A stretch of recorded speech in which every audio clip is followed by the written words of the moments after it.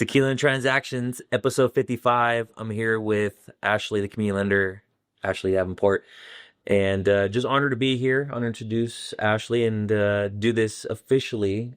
Do a legit production. I think our first two times were.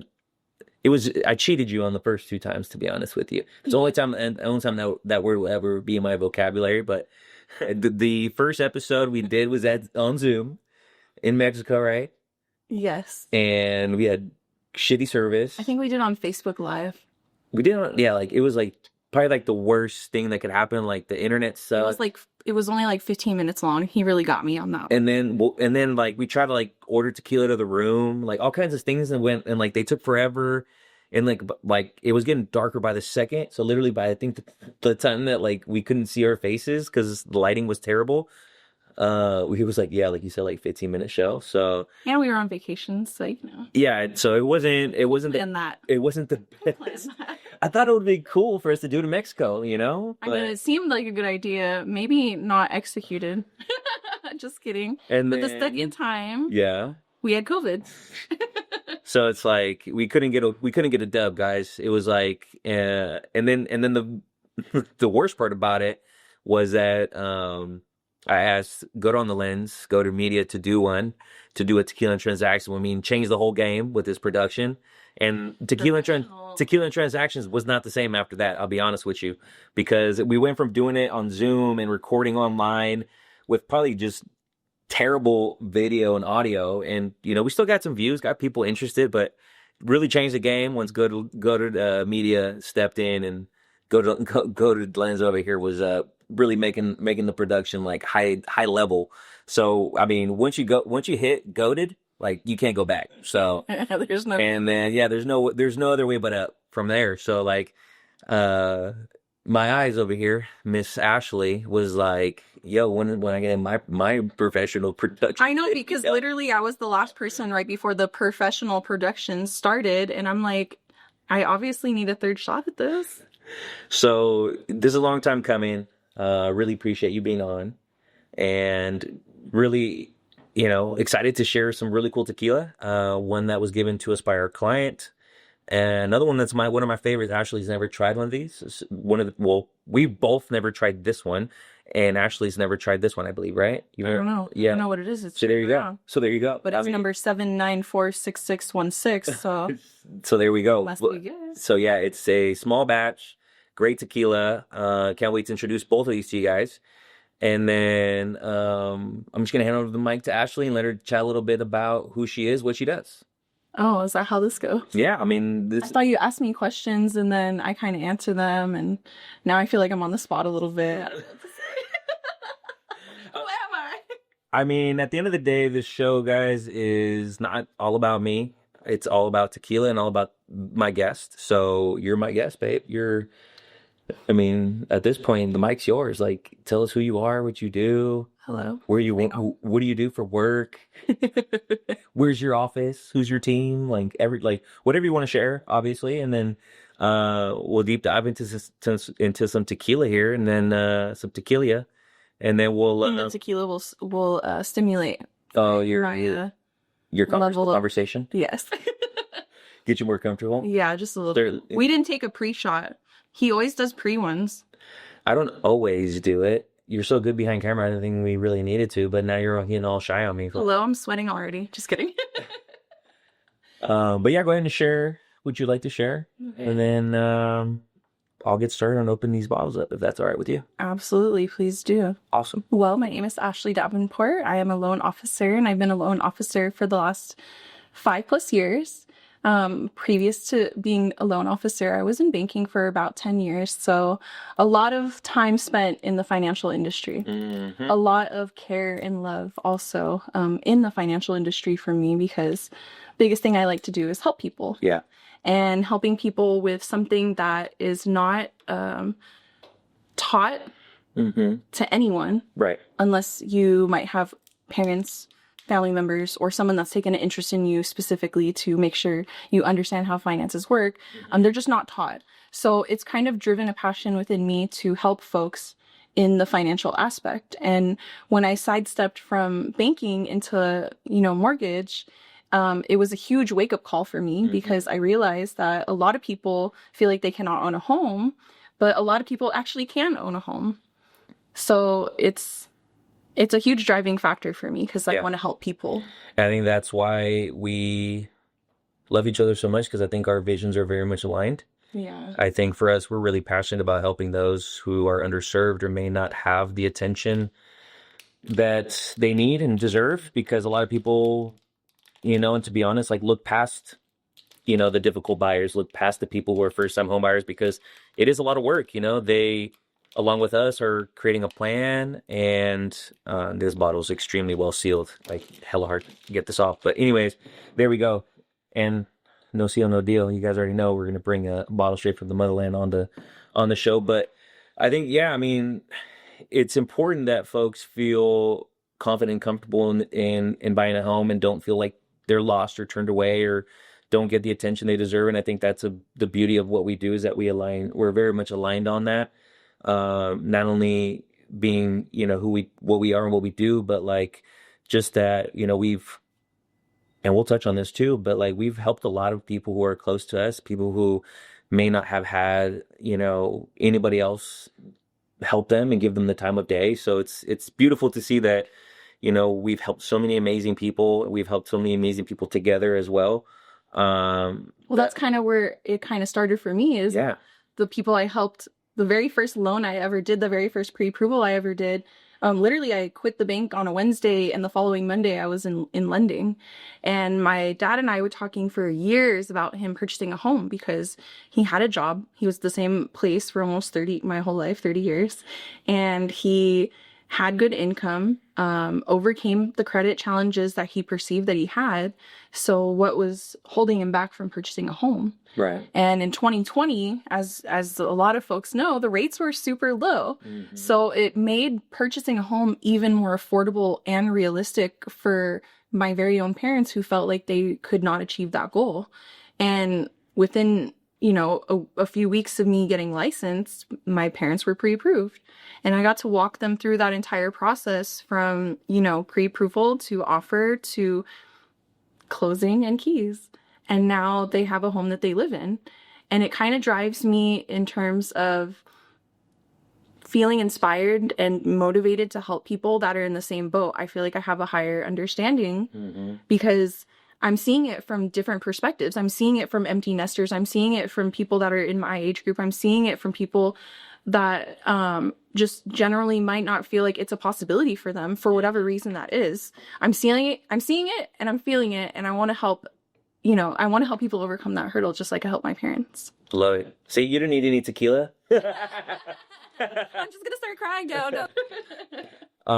No, it's a beautiful story. I'm glad you shared it. I was going to touch on it, but you definitely beat me to it. And I'll obviously touch on that a little bit later, because, even being involved with an organization that we're involved in, Nora, and, all about giving back to folks who it very much aligns with what we do and what we've done. It's like giving back to those folks who are in underserved communities, or maybe don't have the resources, or don't even know where to get started because of the fact that it's not taught in their family, or it's not part of their way of life. A lot of people are taught to rent, or that's just what they can do. Or they tried one time and they went to their bank and they got discouraged because the bank couldn't approve them. And I mean, I know I've told you this so many times, but like even for me, when I worked at the bank, I thought the way that buying a home works is you go to a bank, you put in an application, and then they either approve you or decline you. I had no idea that there were all these different programs. I had no idea that there was down payment assistance, close-on cost assistance, grants, like a lot of that. Like for me that worked in a bank for almost 10 years, to not understand like just how mortgages worked, or like all these possibilities, opened my eyes a lot. The bank did not give me this information. The bank did not tell me like, hey, by the way, like a lot of people can buy a home. The bank was like, get people to apply, and then we'll see if we can approve them or not. Right. And now I'm seeing it as like, wow, like a lot of people probably went to their bank and wanted to try and purchase a home, wanted to try to achieve that American dream, and they were turned away for probably, dumb reasons, to be quite frank. Exactly. A perceived overcomplicated scenario for the client, a perceived hurdle that could prevent them from purchasing a home, but shouldn't prevent them from purchasing a home.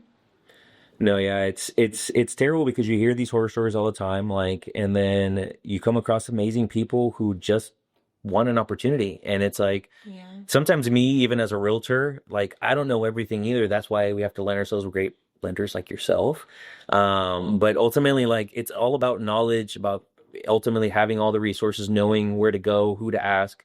But I say this all the time. I don't like to tell clients no. We don't like to tell clients no. I mean, our It's goal, really hard to say no. yeah, I mean, our goal is to help them, whatever that end game is, either buying a condo, buying a home, buying a mobile home, whatever Buying that, an investment yeah, property. whatever that end goal is. Like, we don't like to say no. We try to find all the resources and options available to them and help them the best we can. And sometimes that means holding their hand a little bit, developing a plan.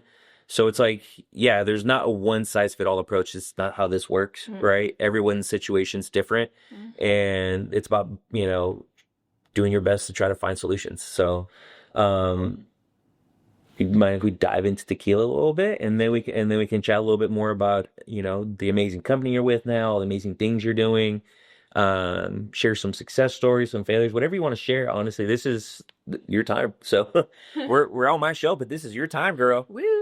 All right, so tell you a little bit about a bottle that's my favorite. I know I've probably shown you a more modern version of this, but this is the reason why I fell in love with this bottle. To be honest, I'm always looking at, as you know, I love unique bottles, right? Yeah. So I'm always looking for cool things. As Ashley was reading at the beginning, so there actually is. I don't know if you guys can really see, but on the back of the bottle, it's actually numbered and it's handwritten in. So if you guys can zoom in on this, so there's actually a number in there where this bottle's been numbered. They've taken a little bit more attention to detail on this bottle. As you guys can see, the beautiful little kind of divots in the bottle kind of representing the agave. So that's kind of what I fell in love with. It's a really unique bottle. Tres Generaciones has been around for a very, very, very long time. Uh, this was their first attempt at a Cristalino, and my honest opinion, they knocked that out of the park. Everyone's gonna say Cristalinos are trash, or it's. Really? I mean, to be honest with you, it's all about you. Don't let people influence what you like. Just if you like it, drink it. It is what it is. But a lot of tequila schnapps, I don't like to call myself a schnob. I like to call myself an aficionado, A fish knob. you know, A fish. I love tequila. So for me, if I'm gonna try it, if I don't like it, I'm not gonna drink it. I'm not gonna talk shit about it unless it's Jose Cuervo or some crap out there, right? Or I mean, we did tour the Jose Cuervo factory. yes, but we weren't there to drink Jose Cuervo. We were there to drink other things. We drank Maestro. We drank other, right? Bulldoze. So this bottle is very unique because again, it's their first attempt at a cristalino, which means it's an añejo tequila. It's been aged and then carbon filtered to remove all the imperfections, the color, leaving you with a clear, more easy to drink tequila. Some people will say, well, why are you going to do all of that to the tequila? Why are you going to spend all the time to grow it, age it? And it's your preference, guys. I'm not telling you you should love cristalinos. Everyone is different. I like it because they're enjoyable to drink. They taste really good in a cocktail. But I'm going to let my lady speak for the bottle. I'm going to let her give you guys her opinion. I'm going to be biased as hell because I already told you guys that I love it. This is one of my favorites. So honestly, babe, I want you to try it. You've had some pretty good cristalinos. 1800 is one of your favorites. Tell me how it compares to one of your favorites. Tell me what you think, what you taste. And just let the viewers know so they can kind of get an idea. This bottle, you can't really find that much anymore. You're going to find their newer bottle, which is more of a squared version of this. Very similar, more squared, not as round like an agave, like a bola de agave, right? More than anything, you're going to see more gold notes on the bottle, not the black, more kind of classy vibe like this. They changed up the bottle. Not a huge fan. You still can find this in very rare very small mom and pop liquor stores in Jalisco, or you can just hit me up. I got a whole case of them at the house, so don't tell nobody. So this bottle's not special. Well, it is because I hoarded a box of them and they brought one back for us. You know how we do? Don't be giving out all our secrets because then they're going to start checking our luggage and seeing all the tequila we bring back. They already do. All right. Well, love, cheers. Cheers. Salud. Let me know what you think, okay?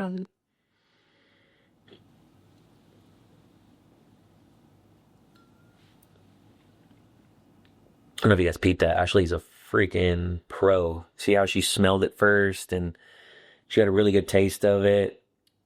Because what you want to do is kind of prepare your palate. So you're going to get that smell, get a little bit of the little taste, kind of hold in the air while you're tasting it. Then exhale through your nose. Really kind of creates a little, kind of like a little cycle of. I thought you exhale through your mouth. Yeah.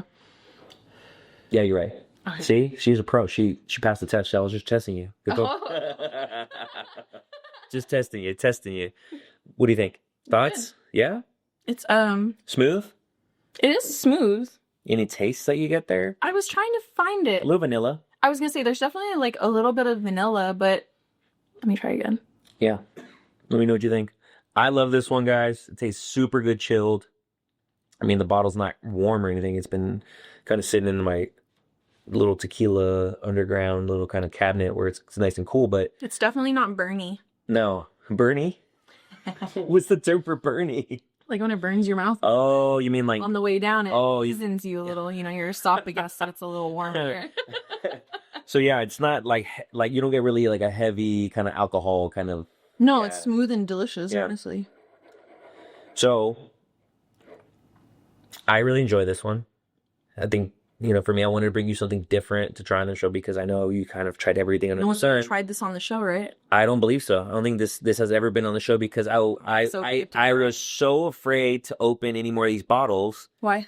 Because didn't I tell you? Remember the story I told you where I bought one of these for my dad, and I told him, "Hey, Dad, I brought this bottle for you. They're not making it anymore," and I put it in his bar room, and I told him, "Don't drink it." And remember, I told you I showed up to the house, and it was like a third of the way. It was like there was like a third of the bottle left, and it was sitting on the kitchen counter. And I looked at it, and I'm like, are my eyes deceiving me?"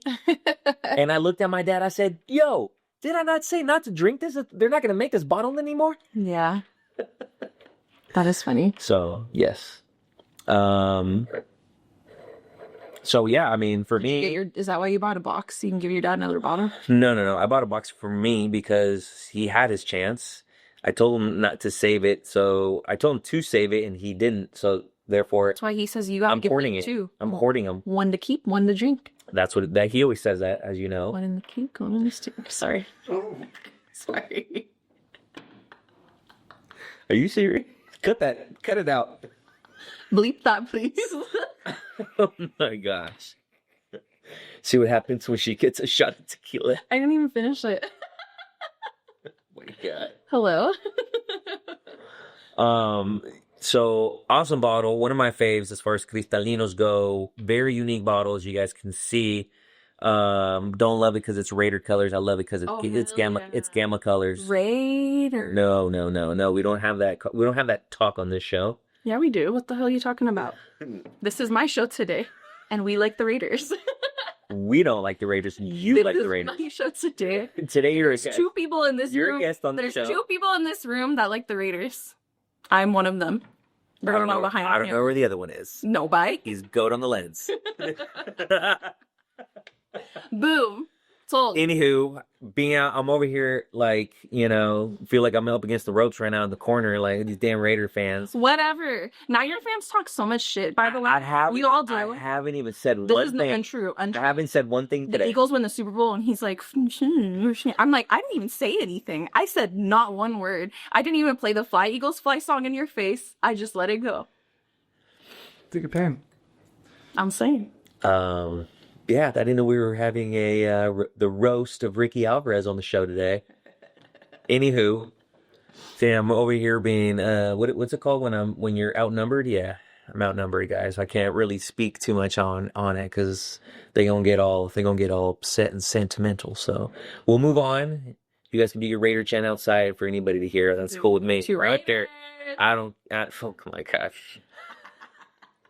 We'll see. We'll see about this year. We'll definitely see. We'll see. Didn't we get a new offense support coach? You guys got a little bit of new everything, so good luck. Good luck to you guys. You guys had a clean house, and so you guys got a clean. Yeah, Trying to make it work. Nice clean slate for you guys to start next year. Awesome. Oh, Or this year. Oh, better than Vegas. Correction. Bye. Correction. All right. So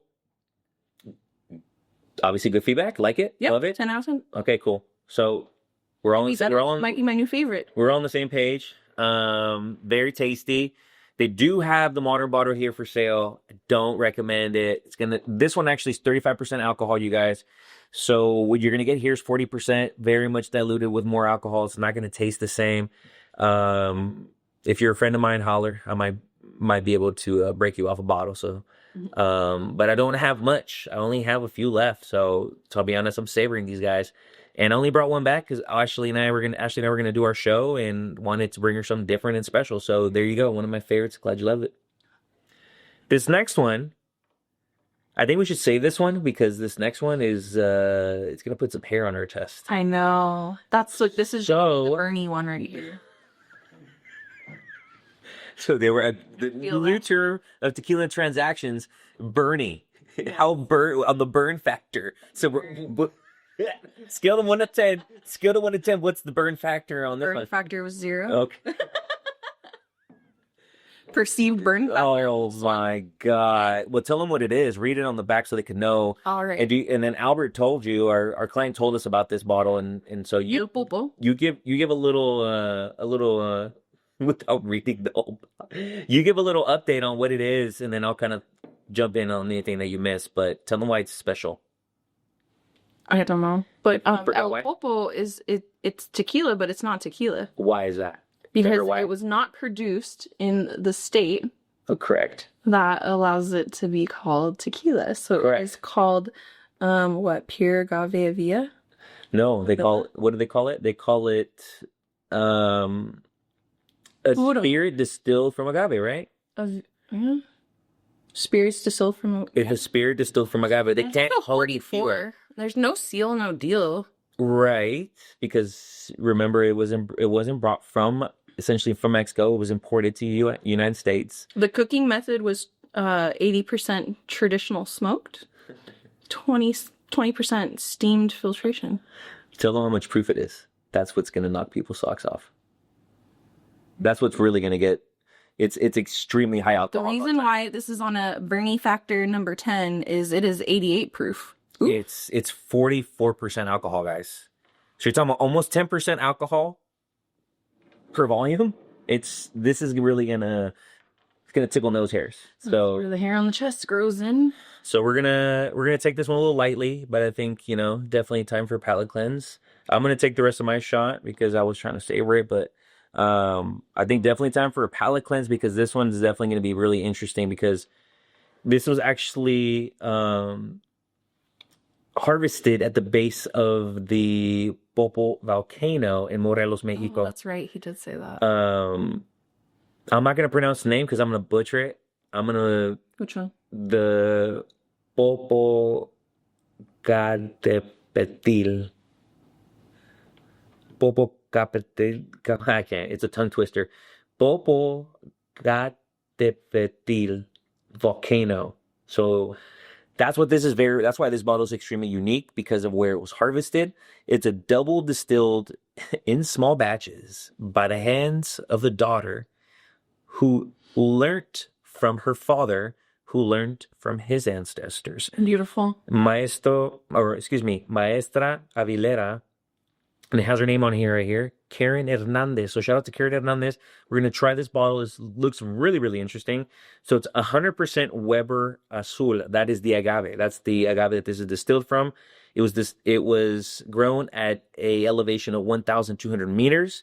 Very unique, obviously, because it's at the base of the volcano. And as you said, it was 80% traditional smoke, 20% steam filtrated. So very unique process. What that all means is obviously they're using a more traditional method, as they mentioned. At the same time, you have the agave being grown at the base of a volcano. So you have all these crazy things going on that made this bottle. So there's a very unique, very different compared to a tequila who is a blue agave grown in the state of Jalisco and all that stuff. This is very much different. They cannot call this tequila, as Ashley mentioned, for that reason, because it wasn't it wasn't grown and produced in Jalisco. But yeah, I mean, the fact that we got our hands on this, that it's something unique and different. Obviously, some folks like higher proof stuff. That's kind of the vibe right now in tequila, right? Chest burn. Yeah. So Definitely gonna feel this one. So, like I said, I'm gonna do a little palate cleanse. I'm gonna take my shot. I'm prepared for this one and I'm gonna service a little bit of a smaller one Yeah, yeah, because I feel like it's gonna be a little burny. yeah. A little grainy. We'll see on the burn scale how far we get. Yeah, something as smooth as that. It's gonna be hard. This is not gonna be that. So, I definitely got to prepare. Water. You know, I like to cleanse with a little sparkling water. You know me. Yeah, this one's gonna be a little intense, guys. I'm gonna let Ashley smell it too. See if it. No. Immediately. Ooh. Oh boy. Ooh, if you're doing that, This is gonna be interesting, y'all. better burn your This is gonna be This is gonna be real interesting, y'all. All right, I'm just gonna serve it to like the top of the agave, and then we brought Ashley's really cool, unique shot glass we got from Tequila Jalisco. Show. All right, this one is. Oh my gosh, I don't know. we never done anything this high proof on the show. Oh. Oh, actually, we have. I think we've done one with Jerry. We did a. Oh. Sorry, I just made the ugliest face. You got the whiff? I You got got a, oh shit. That's gonna be like with one of those. I gotta plug my nose. Yep. Yep. No, we actually kind of want to do the same thing. It's not gonna be as bad if we're gonna need to aerate this one a little bit, babe. Okay. Oh my God, you could smell the smoke. So let's really get it aerated. We want to let those alcoholic vapors kind of like aerate a little bit. Oh man, I could smell it from here. I know it doesn't smell pleasant at all. It smells like So hangover. I would say a lot of the tequila folk out there, they're liking the high proof stuff. A lot more tequila companies are making the high proof stuff. Yeah. In the United States, though, no. Yeah, but a lot of folks are doing collabs. Like remember the Tequila Ocho that they did with that whiskey company in New York. Right. True. Mm-hmm. So a lot more higher proof stuff's coming out. A lot of people like that. I mean, if you really like that pungent in your mouth tequila taste, that's what you go for. A little something like right here at the Pulpo. Pungent seems like a negative word. Yeah, it's pretty pungent. If you can, if like this one's very pungent. Albert specifically said to mix this in a cocktail, so just FYI, he's making me drink this straight. We're tasting it. It's a tequila tasting. Just FYI. So yeah, let's get a good little aeration going. But yeah, this is meant to be more paired with a cocktail juice, you name it, because it does have that strong kind of. What if I brought out like a blender? I'm like, hold on, make a little let me schmoozy. fix this real quick. Make a little margarita. Make a little margarita. But yeah, our client did say it tastes better in a cocktail. Obviously, this is a preferred taste for folks who like. And I think might be perfect for somebody who is a aficionado of mezcal, because it has that kind of smokiness, kind of on the style, right? So I'm gonna keep my sparkling water real close because I feel like this one's gonna be a little different. Yeah. But yeah, I think let's take a little sip. Let's see how it goes. And let me keep my water close. Okay. And then yeah, I mean, we can give the folks a little insight on what we think, and then this may not be for us, but maybe for somebody else. And I'm probably gonna taste a little sip and then throw some sparkling water in there and see what it tastes like, because I think it might kind of give me a little bit of a better flavor. I don't know, but anywho, cheers. Cheers, Ashley. Oh, cheers. Cheers, Ricardo. Thank you so much for the shot, my guy. Now we trying the popo. You're welcome. Now we try some popo. I know. El Popo. All right, shout out to El Popo. Shout out to Karen. Shout out to the Hernandez family. Shout out to Albert. Shout out to Albert, our client. Thank you to the Courriers. We appreciate you guys. Love you guys. And this drink's for you guys. Cheers. We'll do that. That was more official. Salud. Oh, it's a little different. Now, it's a little different now that it's aerated. Oh, is it that bad? I don't know. Got to keep aerating. It actually smells a little bit sweeter now. It's like a sweet kind of smoke. Wasn't gonna maybe don't inhale it. No. All right. Want to take a second? Is it that bad? I don't know. It's actually gone better. Do you guys know, like when you smell alcohol and it makes your stomach feel like that one time Oh no. Like that one time? That one Like the time. one time we were really ashamed of? What? Thanks. I'm just saying in I'm general. talking about the people. We don't have to bring up my times, but No, I'm just saying in general, like that one time you're ashamed or you overdid it. Like I've been there. Not happy about it. But I've gotten better over the years of becoming more of a distinguished gentleman. apparently I haven't. I was talking in generalization. Partly. All right. Yeah, you go first. I want to see your Okay, face. cool. I'll go first. I this is my show, so I'm gonna take one for the team. I'm going first. You do that.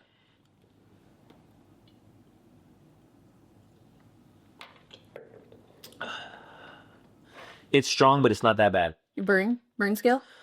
Burnt scale, maybe no, maybe like a 6. Really? Yeah, but The smell's not giving you that or the no, it just the smells translate into the taste? super smoky. You're tasting that smoke. That's what you're gonna taste. Like right now, I literally Smoke, no smoke? no, literally right now, guys. Like if you're a cigar person, this is excuse my language. This is fucking perfect for you. I think this with a cigar is insane because right now, like I have a really smoky kind of tobacco kind of, yeah. I mean it's honestly it tastes really really good. I like it. Oh, are we doing recording on the show while recording? A little BTS Oh. but in front of the little behind the scenes, but in the scene. That's a first.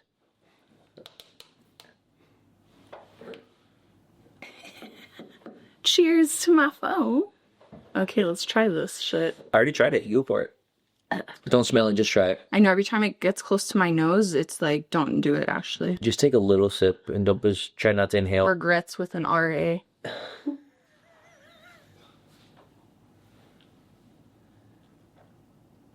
Okay. See? I wasn't lying to you. It's not that it doesn't it's not burning. All right. Breathe it out. Breathe it out.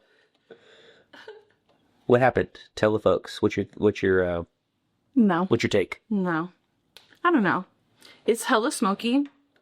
Yeah, that's what really stands out is that smokiness. So like The flavor is honestly not too bad on the Bernie scale. Like we're really not feeling too Bernie, but like if we're talking about other senses in terms of like smell, it definitely is not pleasant. Go, you want to try some of this popo?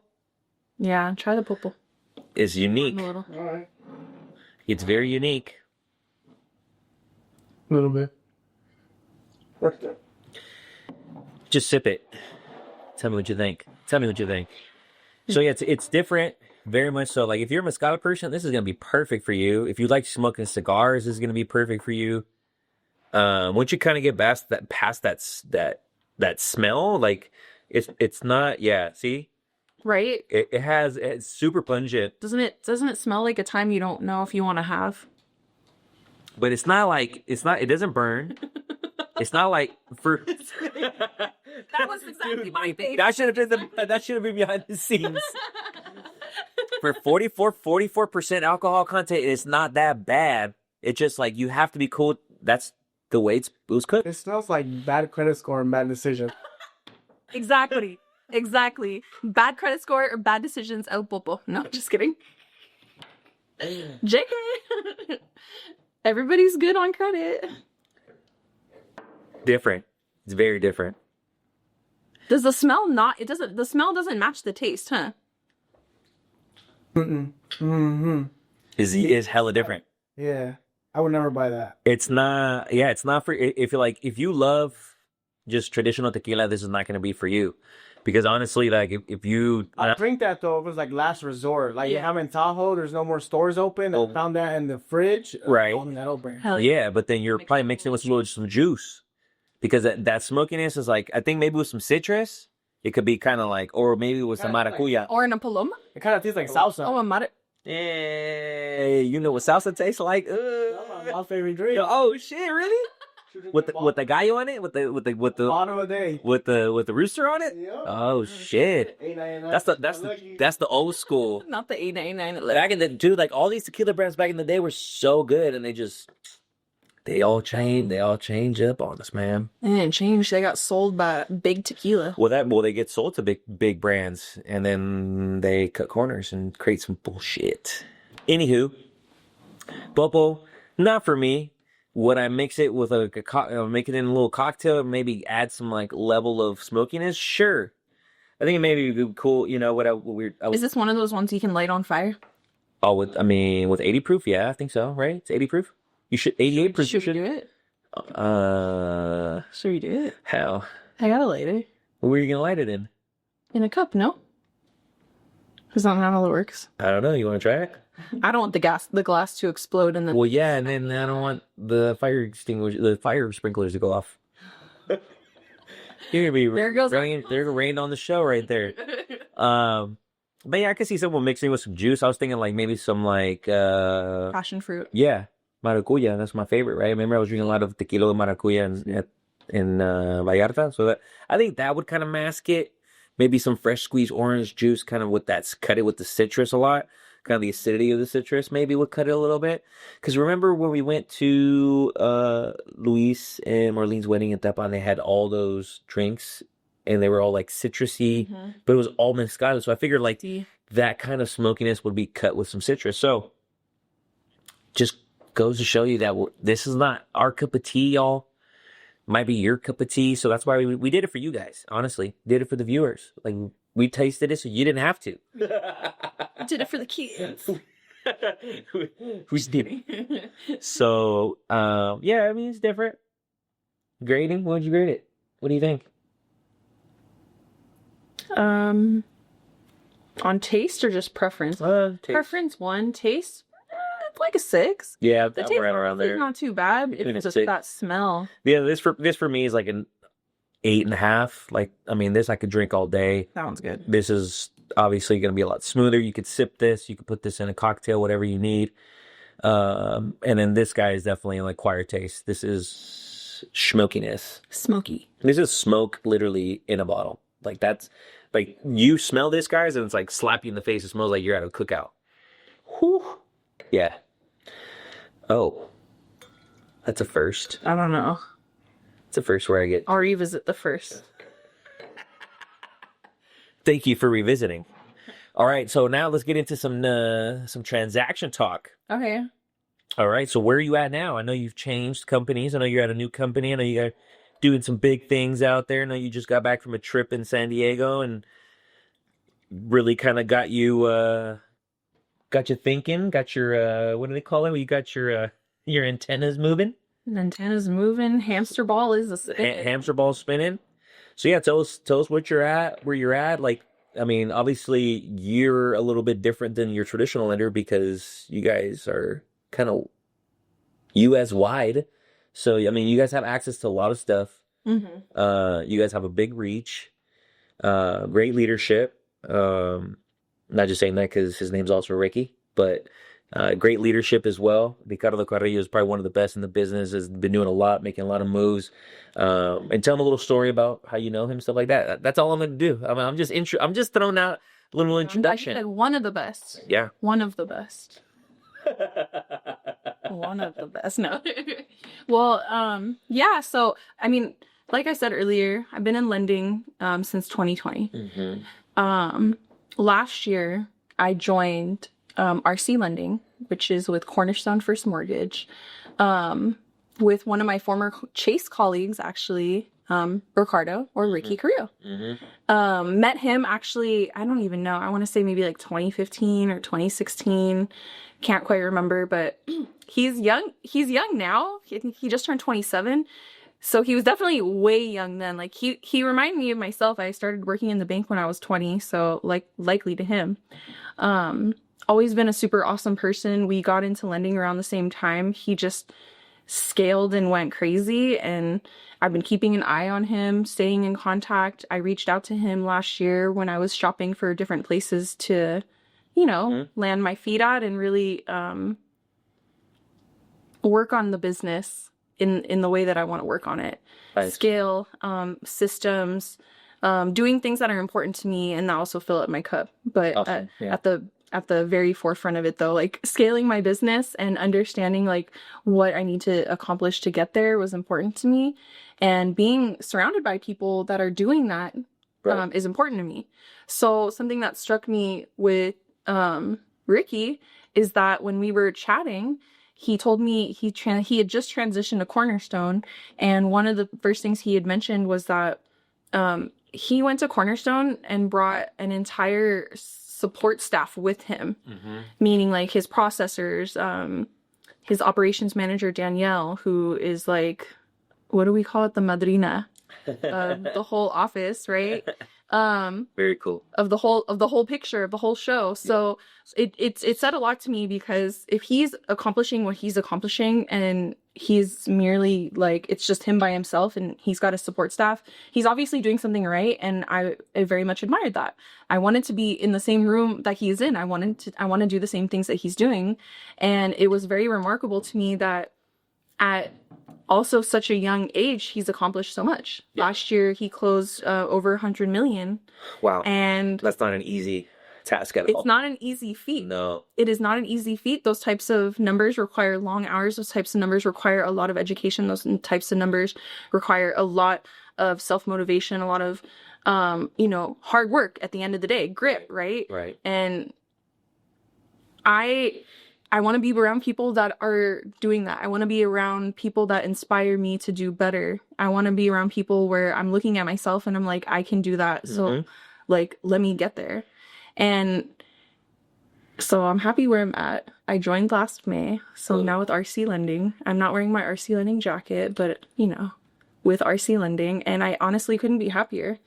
Not just the fact that I can do loans in 50 states and soon Puerto Rico. What? Not just the fact that I am surrounded by super hardworking folks who know what they're doing and know how to do what they're doing properly.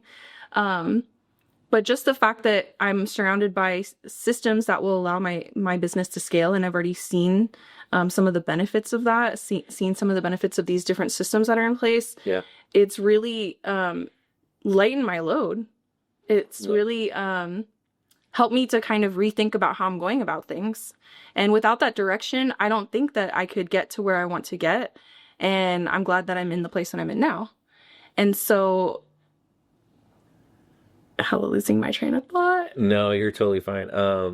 I just want to say that I see it. Yeah. I kind of see. Oh, I was going to mention San Diego. Oh, yeah. But I think that, that there was, I think that passion was there, but you're missing that spark. Yeah. And I think now you kind of found a place that you align with, that you're excited about, and you're excited about the people that are around you. I think that makes all the difference. Like, you have to be in a room where people are, not only excited about what they're doing, but are doing things bigger and better than you, because it kind of levels you up. It inspires you and it pushes you to be better, right? Because if you're not feeling inspired, if you're not doing these things, you're going to be complacent, you're going to be replaced. People are going to, and then at that, well, you're not going to perform either. Correct. And that was one of the biggest things I told them. That's one of the biggest things I told them, is that I am very motivated by like team. Yeah. And like, I'm not saying like I need to sit in a room with the entire team every single day. I'm just saying I need to be on a team that like wants to do these things and wants to do them happily. Like, everybody's charged up, everybody's excited. Like, I mean, not every single day and not every single moment, but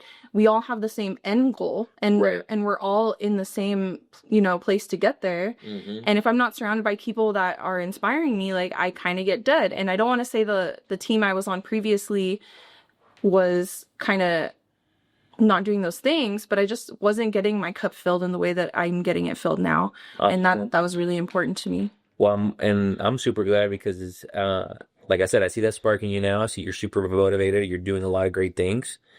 And like, even now you came back from your trip, the company trainings and all the things you did, where you were gone for a week and I never heard from you, but it's great. It's great that you were really super invested. You were surrounded by your team. You guys are doing team building things, which is phenomenal, because the stronger you guys are together, the further you guys are going to go. Which I absolutely. They say birds of a feather flock together, right? Birds of a feather. So I think it's a beautiful thing. I was there too. Yep. Oh. That was there too. We were bonding. I mean, San Diego alone, that was my first team training that I went on, and with the team. Yeah. And Yeah, I feel like I kind of went through a little life-changing moment there. And I don't know if it's necessarily, I mean, like, I learned a lot. I learned a lot of things. I was talked at, like, all of us were talked at, so to speak, a lot. And it's a lot of stuff that you might already know or hear, like being consistent, right? Like, just Right. doing the things you should be doing. Correct. You know, under promising, over delivering. Like, it's all the basic stuff, but it's honestly how they framed it and how they spoke to us, the different people that were talking to us, including, you know, our CEO Sean Cahan. Like, I truly felt inspired. And I mean, I'm sure you can see, like, I have been up at 4 a.m. for the past week and a half. I have been Waking my ass up early. I have consistently been working out. I have been consistently working on my marketing. These are all things that I really wanted to work on, including just like myself. So I feel like I mean, I can't really speak enough to the fact that being in the right place will initiate and enact the right changes. Right. And if I'm not seeing that happen, like you say, like you get complacent, I don't feel complacent at all. I feel very challenged, very fired up. I feel very ready to make things happen. Let's go. Love it. Like, I already have that passion to help people with their finances, with their home ownership goals, like whatever it is, investment goals.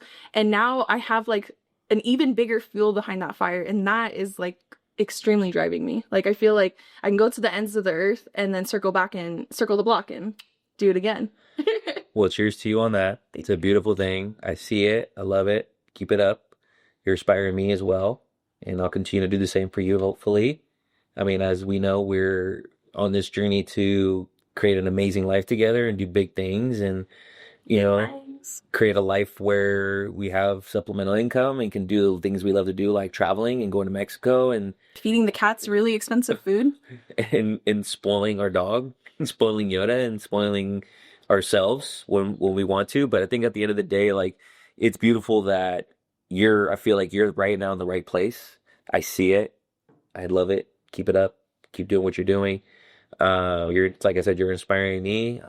We've been doing a really good job of kind of holding each other accountable, working out, eating better. So I think for us, it's only, you know, for us, it's only to the moon, babe. Like, we're continuing to strive for bigger and better things. And I think now that we're kind of on that path and on that path together, I think now we just kind of continue on that path. And if one of us strays off, just jerk us back on and just grab my collar, pull me back on the path, and I'll do the same for you, right? But I think, you know, it's not that we weren't doing these things before. I think, to be honest with you, last year sucked. It did suck. The year before that kind of sucked too. I mean, the year before that didn't suck as much. Last year was what, 24? Yeah, but 23 was good.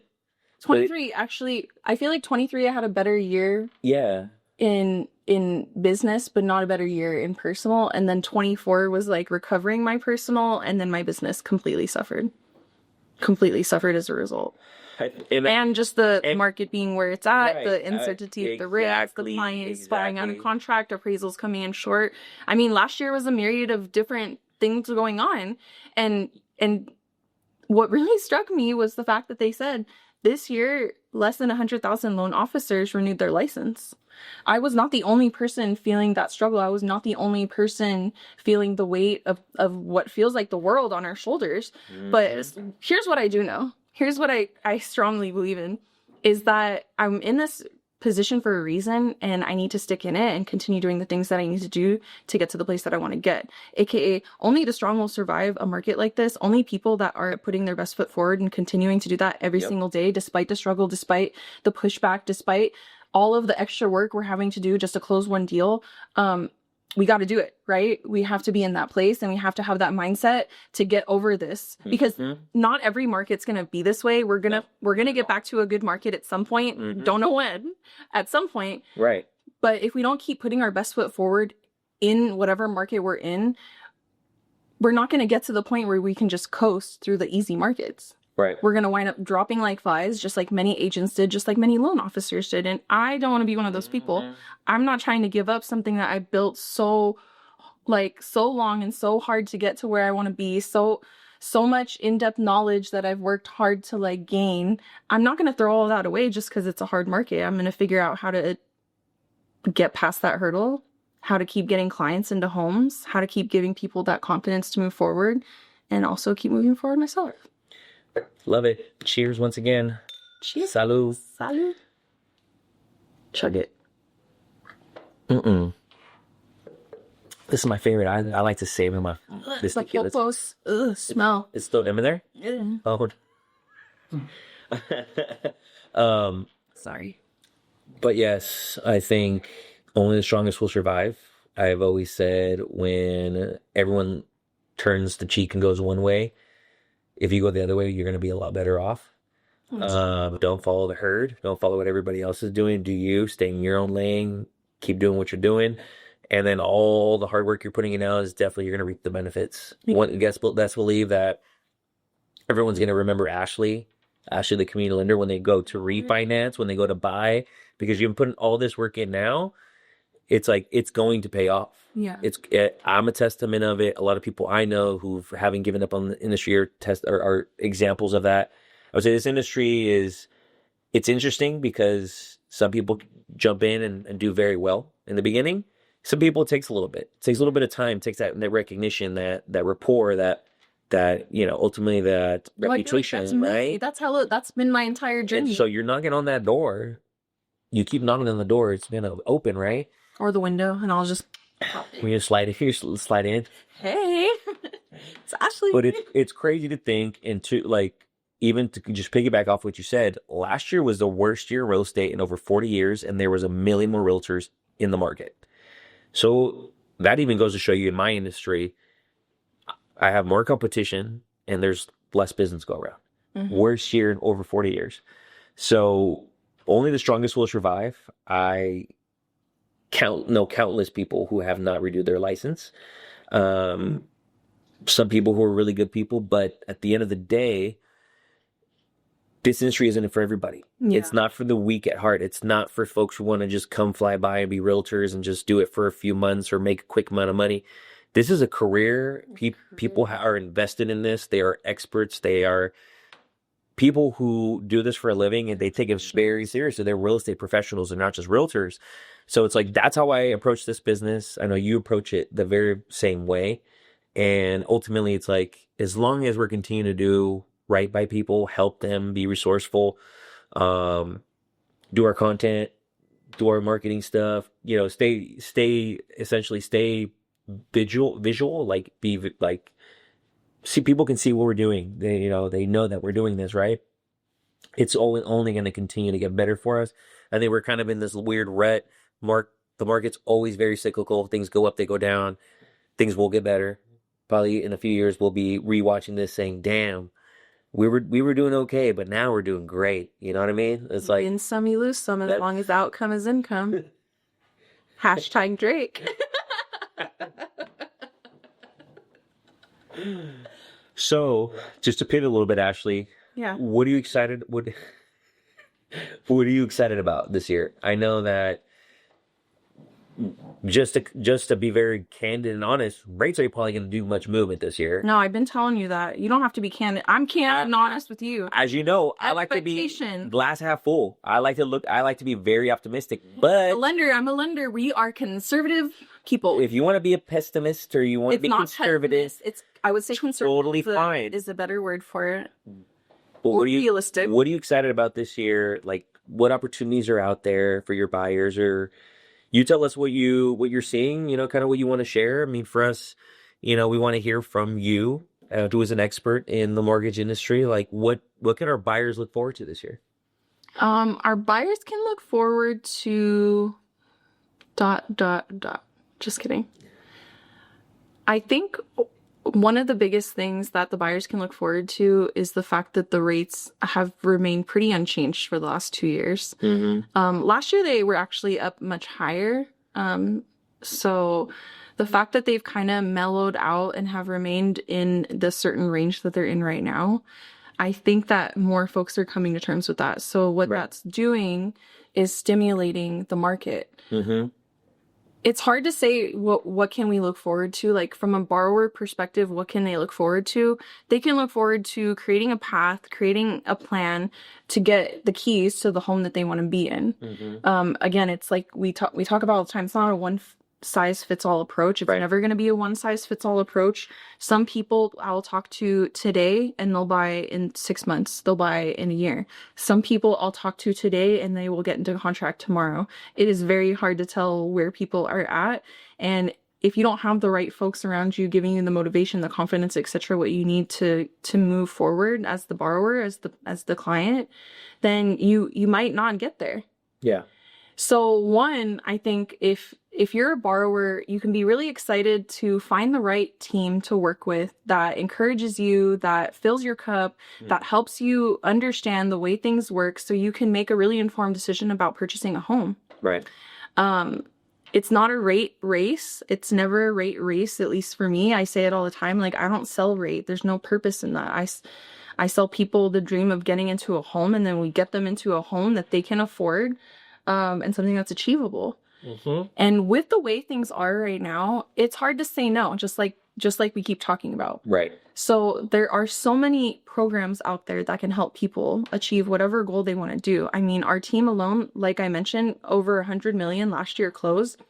These are like underground homes, tree houses, like random types of properties. If you want to try and do something like that, there's going to be a way to fund that project, and we're going to figure that part out. So for the people that are out there that are investors, the people that are out there that want to do something different, the people that are out there that have a crazy idea and they're like, nobody's listening to me, the banks aren't listening to me, SBA's not listening to me, I want to do this thing, I'll listen to you, and then I will figure out how to make that shit happen. Excuse my language. Bleep that out. Just kidding. No, you don't have to. But we're going to figure out how to make that happen. And that's what R-rated show. That's an NC-17. Just kidding. Sorry. Why did I do the creepy laugh? But look, no. Anyway, this is not intended for children, so you can be as completely honest and unfiltered as you want. So I don't give a shit. But anywho, I think that's spot on, and I think one thing that, from my perspective, that buyers can be excited about is I think this is the year we see a lot more inventory. These last few years have been fucking shitty. And you know why? Because of the lock-in effect. Right. And so we are like, 76% of America is in the lock-in effect right now. And just to kind of delve into that really quick, because I know a lot of people don't know what that means.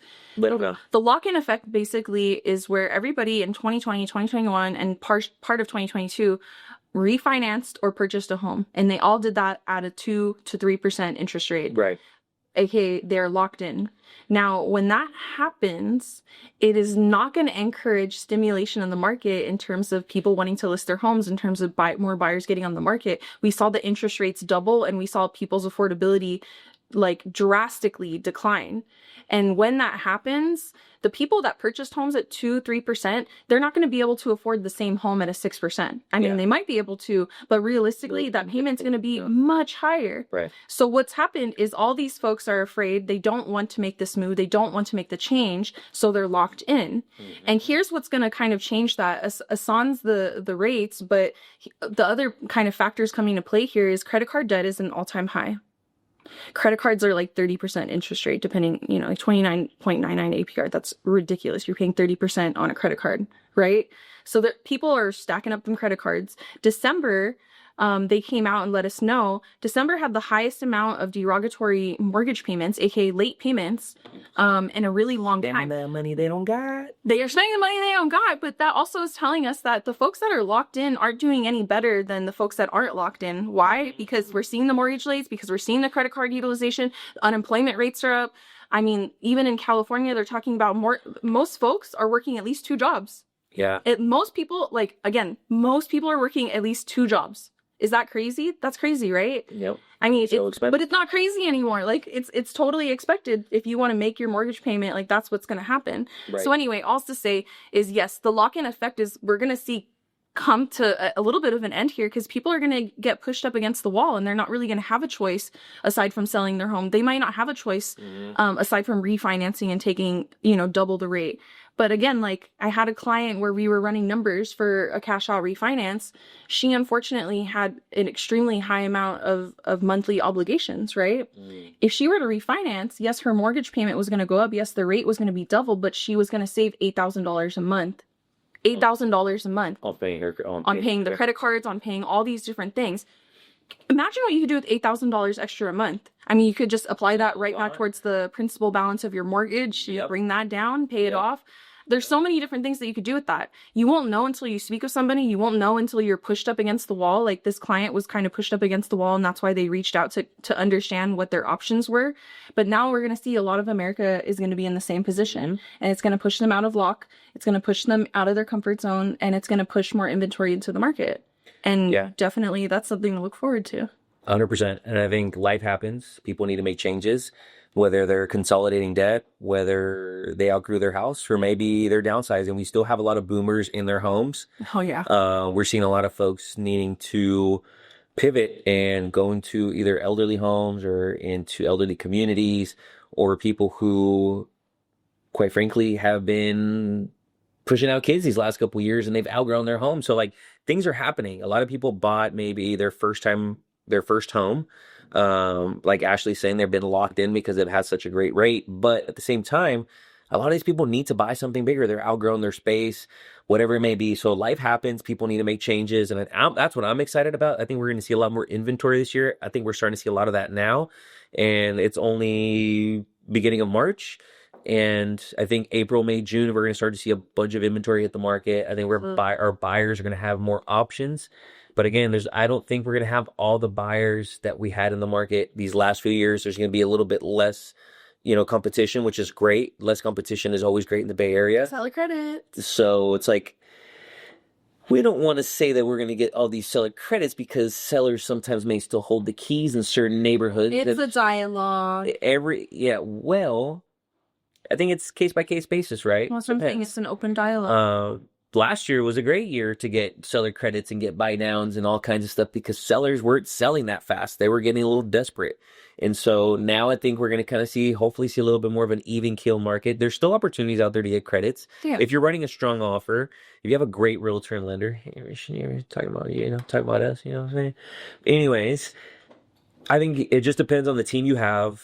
You have to have people who are aggressive, who are not going to at least try for you and do right by you. I think there's always a negotiation to be had. That's what we do. This is our industry for a reason. I don't shy away from an opportunity to negotiate or get you the best deal. That's what I pride myself in, is that I always say, the worst they can say is no. All we could do is ask. But yeah, I mean, there's always an opportunity. I mean, for me, my last couple buyers got in and were able to negotiate a credit, or even go up against virtually no competition. So I will say for buyers, there's a great opportunity out there. I'm seeing a lot of homes that are available in the Bay Area. In Oakland, there's a lot of inventory that's been sitting. I have a beautiful listing as well that's available in East Oakland. So off of 98? Yeah, so I'm 96, but I'm 96, sorry. But I'm just kind of plugging myself in there. But also I know a lot of people who have inventory that's going to be coming out. I have a few more listings coming out. Oakley, I got a brand new one coming up that's going to probably fly off the shelf for first time home buyer. Having listing one with my associate Alex. We have a beautiful penthouse coming in Warner Creek. So, and that's just a few of many listings I got coming up. Got a condo that I just hit the market in Concord. Very affordable for a first time home buyer. So I myself have about 5 listings, and this is not even the end of the first quarter of the year. So I know for myself, like, this is a very rare time where I have a handful of listings that I really didn't have these last few years. So I think people are starting early. They're trying to get their homes on the market. Some people weren't able to sell last year because of how slow the market was and how much uncertainty there was in a election year. So I think honestly, there's a lot of upside for buyers. I'm excited about it. We have some amazing buyers that we can't wait to get them into contract too. So like, we're working hard trying to, do everything we can to make sure our buyers are extremely, not only prepared, but that they're confident, and making sure that, we do everything we can behind the scenes to make sure that they have that confidence, right? So super excited about it. I think it's going to be a great year. We're only, start the start of the 3rd month. So we got literally about 10 more months to go to the end of the year. So 59 plus, what's today, the 5th? Today's the 5th, yeah. 64 days into the year. Yeah, and so there's gonna be a lot of great opportunities coming up. Do a little quick math there. We know. As a numbers person, no. Every mortgage person, as a numbers person. All right, so what else can we talk about? Do you want to share a little success story? You want to tell, uh, you want to let folks know what else can we talk about? Do you want to shed some light on maybe some cool content you're doing? You want to, I think we've been doing a lot of cool stuff lately, which has been fun. Yeah. Like I said, you've been putting in a lot of work lately and doing some really cool stuff. I think you're very skilled in marketing, and a lot of folks I feel don't know that about you. And so I'm really, I feel like they think that about me. Just kidding. I think you do a really good job. And I think Okay. obviously you studied something along those lines or in the realm of that at UC Berkeley. So like you have that knowledge, and I think really have that really cool eye where you can look at something. That's why I always kind of like, hey babe, what do you think of this? Because like you're able to look at something like, that doesn't work, or do this or do that. And I think that's really cool about you that you have, you have that eye. Yeah. But you're putting out some really cool stuff. I know that your Content Wednesdays are back. You're super excited about that as well, and getting people to come out and learn, and just get a little bit more comfortable behind the camera. But I mean, anything you want to share with the viewers, or Well, did I tell you how I got into like creating content or no? creating anything in generally? I mean, you may have told me, but you haven't told the viewers. Oh, so do you remember or not? I know some. So it all started in about 2005. No, no, but for real, like design, and I feel like I've always had that eye. And when I started high school, they still had a film photography class, so I joined film photography. I did that for 2 years in high school, and I loved it. We got to develop film, we got to do all these kinds of things. My photos were entered in Alameda County Fair, and I won a few awards. So I felt like, okay, I'm a creative person. I always knew I was a creative person. What more can I do with that? And when I became a sophomore, or when I was a sophomore, junior, and senior, I was in yearbook.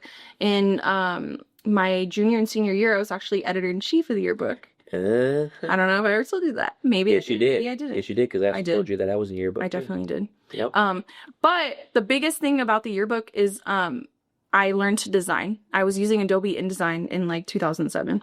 I was creating pages and spreads and all kinds of different things, and that is really what helped to develop my eye, because we were using, there's grids and rulers and all kinds of things, and I could just see if a text wasn't right. I could just see if something wasn't spaced properly. I learned it pretty quickly. I was always photoshopping and doing different things like that to be creative, and it kind of exploded from there. I had my own photography business for a while in my 20s called Ash Dav Photo. You may remember, you may not. If you know, you know.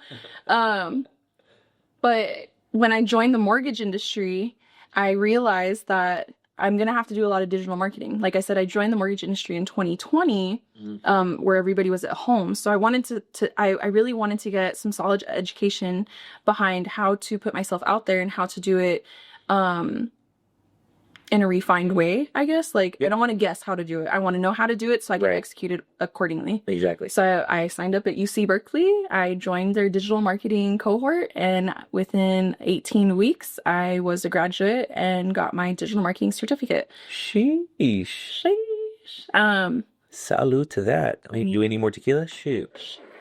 Poa. Baby. But, okay, the formal education helped. Yeah. The formal education helped. Obviously. I already was creative. I already had an understanding of how to like do things and how to do things right. But the formal education kind of like launched me into it. Like I learned about SEO, which is search engine optimization. I learned about, I guess that was probably one of my most favorite things I learned about. But I learned about a lot of different things that I never would have considered from a marketing standpoint. There's a lot of marketing. I'm not a marketing professional by any means. But there was a lot of information that I learned that kind of helped me to understand like what people are looking at, how people are developing content, how people are developing marketing plans. Yeah. And so that kind of shaped how I went about doing it myself. And as, GOAT has said, I'm still in a place right now where I don't have the hugest of following. So I get the opportunity to experiment with content. I get the opportunity to try out different things and figure out like what's going to perform best. Yeah. And then once I figure out what performs best, I just duplicate from there. So right now I'm in that discovery phase where I'm like figuring out what works for me, trying out different things, more home tours. Wearing wigs. wearing wigs, you know. That one time I brought 8 wigs to the office. And a part of all of that too is like hosting my Content Wednesdays. So as you may or may not know, I've been hosting Content Wednesdays since 2022. In my office, it's literally just me and, you know, a few agent partners, which has grown and grown and grown, to pop in the office for 3 hours and we film content. And I like to make it fun. I like to make it educational. So obviously, I want people to learn from it and learn what they're doing and how to do it on their own. But I want to bring a fun and lighthearted kind of tone to it because I learn when I'm having fun. And I think other people are probably similar in that fashion, or they think that marketing is boring or they can't do it or they're not comfortable in front of the camera. Yeah. So why not make it fun? Why not put it in the lens of like, you are creating content, you are doing something for your business, but you can have as much fun with it as you want. You can be as much of who you are. You can add in all that personality. Like being yourself is important.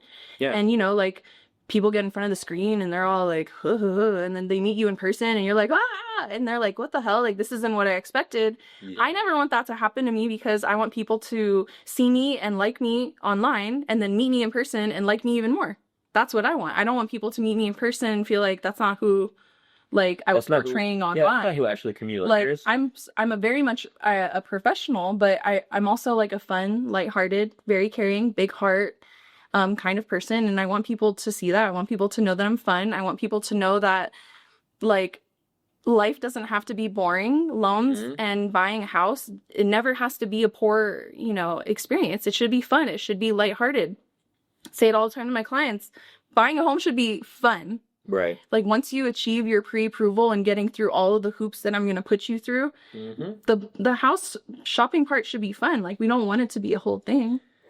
No, and I think that just goes along with your character and like, obviously you're catering to folks you want to work with. And I think that's amazing. Like you want to create content for folks that you want to be your customers. Yeah. So I think that's an important thing because obviously you want to be able to work with kind, big-hearted, like animal-loving people like you. So it's like, as long as you're, I think that's great. I think as long as you're showcasing who you are, and I think that's what I think, in my opinion, is the hardest thing for people to do is just be themselves and be okay with who they are because always people say, oh, I hate the way I sound or the way I look, or that's who you are. You should embrace it. Like, be yourself. And I was told this a long time ago. Like, literally, I got my start and started getting comfortable on camera just doing 10-minute Snapchat videos. So, like, and then I would have people hit me up like, bro, what the fuck are you doing? That's not you. Stop being such a, like, preppy freaking, like, business. Like, you're not. This weird. Who are you? Like, who are you? Yeah. So, like, I would get on camera and I would wear a suit or wear, like, always feel like I needed to dress up and just be like, hey, this is Ricky Alvarez. And, like that's not who I am. It's like, I'd be like, yo, what up? This is Ricky. Like I have to be myself. Like, because at the end of the day, like you said, if I'm portraying this, like, really, uptight, like, collared, super, like, suit professional, like, that's not who I am. You know that. So it's like, people are going to be like, that's not who he is.